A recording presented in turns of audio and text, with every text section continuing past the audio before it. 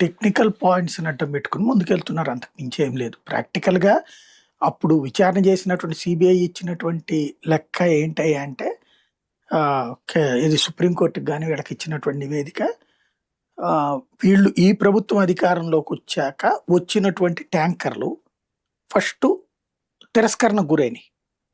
అయ్యే ట్యాంకర్‌లు మళ్ళీ వేరే పేరుతో మళ్ళీ వచ్చినియి. అయి యాక్సెప్టబుల్ అయినియి. ఆ యాక్సెప్టబుల్ అయిన వాటితో కలిపినటువంటి లడ్డూలు చేశారు. కల్తీ జరిగింది. బట్ ఈ ప్రభుత్వం వచ్చాక జరిగింది.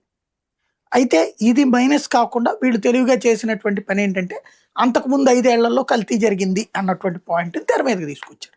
దాని మీదన జగన్ తినేసాడు, లేకపోతే సుబ్బారెడ్డి, లేకపోతే ధర్మారెడ్డి అని చెప్పుకొచ్చారు. దానికి ఇప్పుడు వీళ్ళు చెప్పేటటువంటి టెక్నికల్ రీజన్ ఏంటయ్యా అంటే, ఆహ్, నెయ్యి తీసుకోవడంలో నిబంధనలు మార్చారు.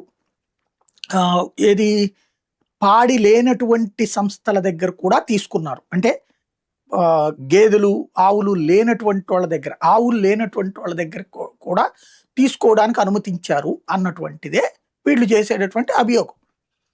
వాస్తవంగా అప్పుడు జరిగిందేంటి?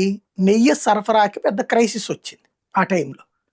నెయ్యి సరఫరా జరగట్లేదు. ఏదైతే టెండర్లు తీసుకున్నటువంటి వాళ్ళు సప్లై చేయలేకపోతున్నారు. ఇప్పుడు కూడా టెండర్ తీసుకున్నటువంటి నందిని పూర్తిగా సప్లై చేయలేకపోతుందని వైష్ణవి ఇచ్చింది, లేకపోతే సంఘం ఇస్తుంది.